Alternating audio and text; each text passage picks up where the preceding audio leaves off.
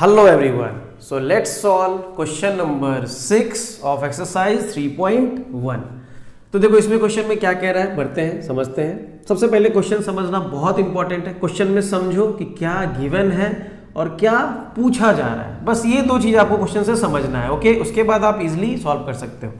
So given the linear equation, अच्छी बात है, मेरे पास एक लीनियर इक्वेशन है 2x + 3y - 8 = 0। Very good.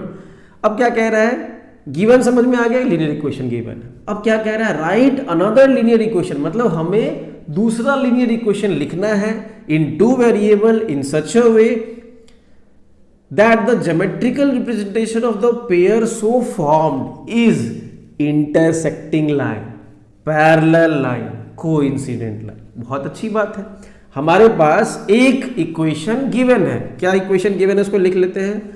2x + 3y - 8 = 0, ये हमें गिवन है।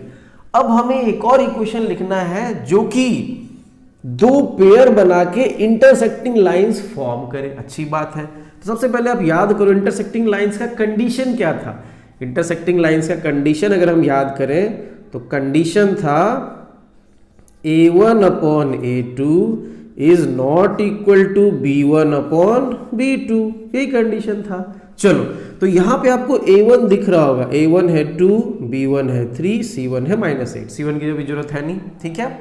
तो अब आपको क्या करना है, a1 देखो, a1 तो हमें पता है, अब a2 कुछ लिख देते हैं। तो सपोज a2 के जगह हम यहाँ पे 4x लिख देते हैं। लेट सपोज 4x लिख देते हैं, तो a1 हो गया आपका 2 और a2 हो गया 4। ये हमें अपने मन से लिखना है, ये कंडीशन सेटिस्फाई करवाते हुए, ठीक है। तो 4x लिख दिया, वेरी गुड, प्लस का साइन लगा देते हैं। अब देखो, अब अगर मैंने क्या किया, 2 का बस डबल कर दिया 4।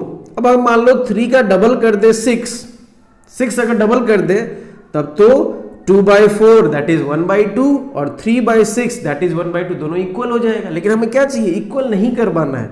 तो यहां पे 6 के अलावा और कुछ भी आप लिख दो। तो मैंने लिख दिया 5y - 9 = 0। तो ये हमारा आंसर हो गया, दैट्स इट। देखो नाउ a1/a2 मतलब 2/4, क्या ये इक्वल है b1/b2 के? 3/5 के? क्या 2/4 3/5 के इक्वल है? नहीं इक्वल है, दैट्स इट।